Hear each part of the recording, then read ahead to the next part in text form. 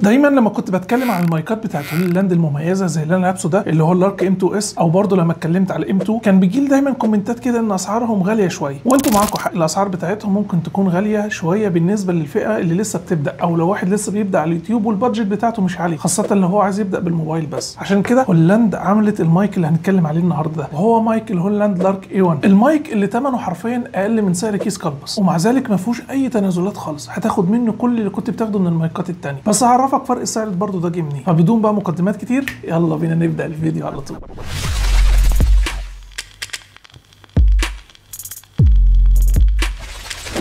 السلام عليكم وهلا والله وارحبوا، يا رب تكونوا كويسين، ومعاكم عمر شاهين. قبل ما نبدا ما تنساش تصلي على سيدنا محمد، مشروبك اللذيذ، وركز معايا بقى عشان انا جايب لك حته مايك كتير قوي قاعد يسالني عليه. المايك اللي معانا النهارده هو الهوليلاند لارك اي 1، المايك اللي حرفيا اصغر من ايدي زي ما انتم شايفين كده معايا هنا اهو، اللي جاي تقريبا في علبه بتشبه بعلبه السماعات او الايربودز، واللي انت شايفه قدامك ده. خلينا بقى نبدا دلوقتي بتجربه الانبوكسنج على طول. المايك بيجي في علبه بيضه مميزه اللي انتم شايفينها قدامكم دي، واول ما بتفتحها بتلاقي الكارت اللي دايما مميز من هوليلاند اللي هو وي ار هير فور يو، او احنا هنا عشانك. وبعد كده بتلاقي المانوالز وازاي توصله وازاي والكلام ده كله ما حدش بيهتم بيه اصلا. بعد كده بتفتح تلاقي علبه المايك نفسه، العلبه اللي بيكون جواها مايكين واثنين ريسيفر، واحد بمخرج لايتنينج عشان الايفونات القديمه، وواحد بمخرج يو اس بي تايب سي عشان الايفونات الجديده، وعشان كمان الموبايلات الاندرويد. بعد كده هتلاقي الشنطه المميزه بتاعت هوليلاند اللي تقدر تحط فيها محتويات المايك، وكمان معاها الاثنين الديت كات اللي عشان لو انت بتصور وفي رياح بره او هواء بتستخدمها عشان تشيل تماما صوت الرياح او تعزل لك صوت الهواء. خلينا بقى نمسك كل قطعه ونتكلم عليها واحده واحده. اول حاجه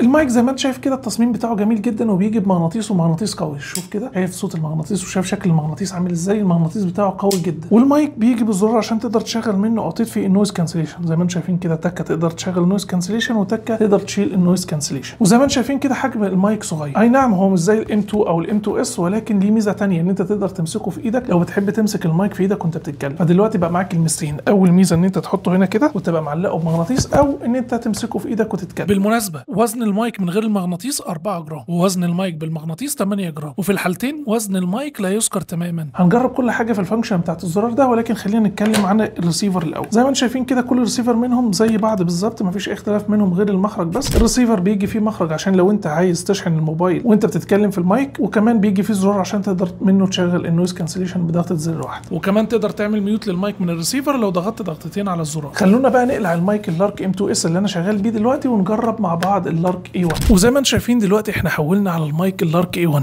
وده الصوت اللي طالع منه. خليني بقى اوريكم الفانكشن بتاعت الزرار ده. شايفين الزرار ده دلوقتي منور ازرق، لو ضغطت بس ضغطه واحده كده هينور اخضر. ودلوقتي انا شغلت النويز كانسليشن او وضع عزل الضوضاء، وزي ما قلت لك الموبايل رخيص ولكن فيه خاصيه عزل الضوضاء، وهتقدر تتحكم في كل حاجه من خلال الابلكيشن في الجزء بتاع الابلكيشن اللي هنجيله كمان شويه. خليني بقى احط لكم كمان الويند ماف او القطعه بتاعت الريح اللي بتيجي معاها عشان تشوفوها بيه، وطبعا احنا هنطلع نجربه بره وكل حاجه، بس برضو خليني اوريكم دلوقتي. ده كده الشكل بالويند ماف واحنا مشغلين خاصيه عزل الضوضاء، مفيش اي تعديل على الصوت تماما، الصوت انت سامعه زي ما هو طالع من المايك. خليني بقى اشيل خاصيه عزل الضوضاء كده انا شلت الخاصيه بتاعه عزل الضوضاء. وخليني برضه اسمعك صوت المايك لو هو متعلق بعيد. ده كده الصوت بتاع المايك وهو متعلق عندي في التيشيرت، انا ممكن اطلعه او انزله على حسب بقى المكان اللي بتفضل تحط فيه المايك، يعني ممكن تحطه هنا ممكن تحطه هنا زي ما انت عايز، ولكن انا بفضل ان انا اسيب بمقام شبر كده او زي الحركه اللي انتم شايفينها دي عشان الصوت يطلع كويس. ولكن عادي انت ممكن زي ما قلت لك ممكن تمسكه في ايدك، في ناس بتحب كده، ولكن برضه انا بمسكه في ايدي بحاول ان انا اسيب مقدار نفس الشبر عشان الصوت لو في طالع فيه هواء او ما يتكتمش في المايك، وبحاول اتكلم بصوت معتدل. ممكن اعلي صوتي شويه، ممكن اوطي صوتي شويه،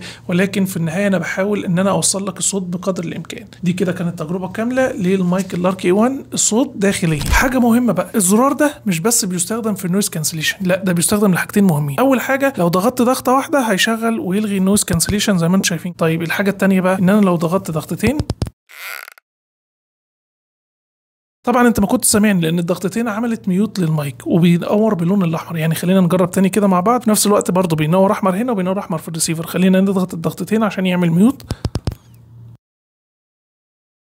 وزي ما انت شفتوا كده ضغطتين ينور اللون الاحمر ويعمل لك ميوت للمايك، وفي نفس الوقت ضغطتين يرجعه لك تاني. طب لو ضغطت 3 ضغطات يوقف التسجيل بتاع الفيديو، لو ضغطت 3 ضغطات تاني يبدا يشغل الفيديو من تاني. يعني لو ضغطت 1 2 3 هيوقف الفيديو، لو ضغطت 1 2 3 هيشغل الفيديو. دي كده كانت التجربه الشامله الكامله للمايك داخليا. خلونا نطلع نجربه مع بعض ونرجع تاني. وطلعنا بره عشان نجرب المايك مع بعض. هنمر بكذا مرحله. المرحله الاولى ان احنا هنجرب صوت المايك بدون نويز كانسليشن زي ما احنا بنتكلم دلوقتي كده، وبعد كده هنجرب المايك نويز كانسليشن، بعد كده هنركب الديد كات او الويند ماف زي ما بيقولوا ونجربه من غير نويز كانسليشن، وبعد كده هنجربه بالويند كات او بالديد كات وبالويند ماف وبنويز كانسليشن، وبعد كده اكلمكم شويه عن شويه مواصفات في المايك، وبعدين نختبر المسافه مع بعض اخر حاجه، وبعدين نرجع للصوت. فده كده صوت المايك انت سامعه بدون ويند ماف وبدون نويز كانسليشن. دلوقتي لو شغلت النويز كانسليشن لان انا في الشارع اكيد انت سامع الصوت واكيد الفرق في فرق. خلونا بقى دلوقتي نحط الويند ماف ونجرب مع بعض ونشوف تركيب الويند ماف. انا دلوقتي شلت النويز كانسليشن تاني.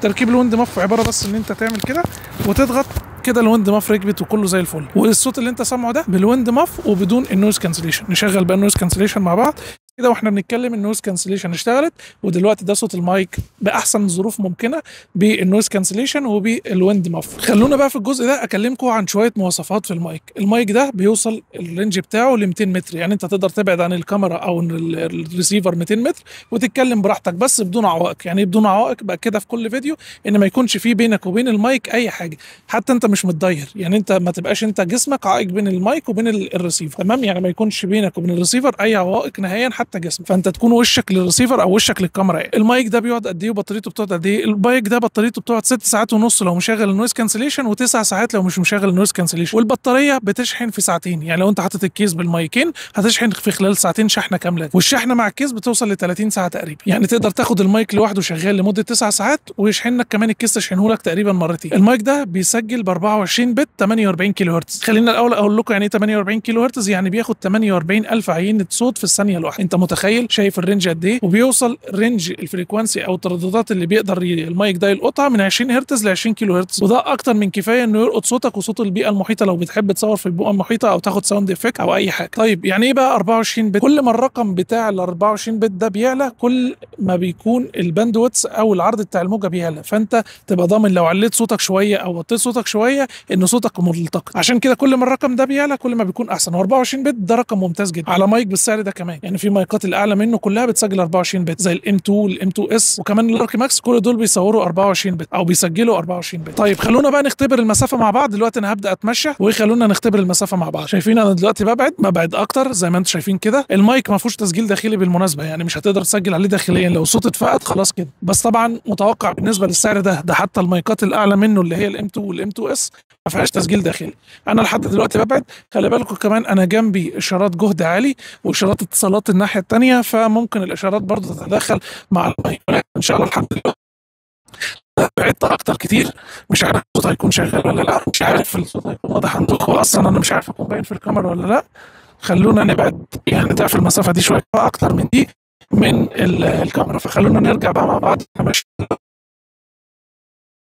ما قلت قبل كده شرحت وتقدر تحطه بمغناطيس هنا. انا بحب امسكه، والمايك انا شايف ان المسشه بتاعته او الماسكه بتاعته حلوه قوي وانا ماشي بيه تمام، فالمايك الامور بتاعته تمام. وبس كده احنا تقريبا خلاص رجعنا لنفس النقطه اللي كنا بنصور منها. فدلوقتي احنا خلاص واقفين في نفس المكان اللي كنا بنصور فيه. فقولوا لي بقى رايكم في المايك في الكومنتات ورينج التوصيل بتاعه والصوت كمان بتاعه. ويلا بينا نرجع للاستوديو. ورجعنا لكم تاني في الاستوديو، واهلا بيكم في الاستوديو مره ثانيه. خلونا بقى في الجزء ده من الفيديو نتكلم عن الابلكيشن بتاع المايك، الابلكيشن المميز من هوليلاند اللي هو ابلكيشن واحد لكل المايكات بالمناسبه. وخلينا نفصصه واحده واحده ونشوف الخيارات اللي جوه. اول ما بتفتح الابلكيشن بيظهر لك شكل المايك ومستوى الصوت وكمان نسبه البطاريه، بعدها زرار تفعيل والغاء النويز كانسليشن ومستوى عزل الضوضاء، وتقدر تختار من 3 مستويات: المنخفض والمتوسط والعالي. بعد كده مستوى الجين او شده صوت المايك، وعندك 6 مستويات: 1 هو اقل مستوى و6 هو اعلى مستوى. بعد كده قنوات الصوت، وتقدر تختار ما بين مونو وستيريو. بس لو اخترت ستيريو هتلاحظ ان فوق ظهر لك مستويين للصوت، كل مايك هيكون ليه مستوى صوت لوحده. والخاصيه دي تقدر تستخدمها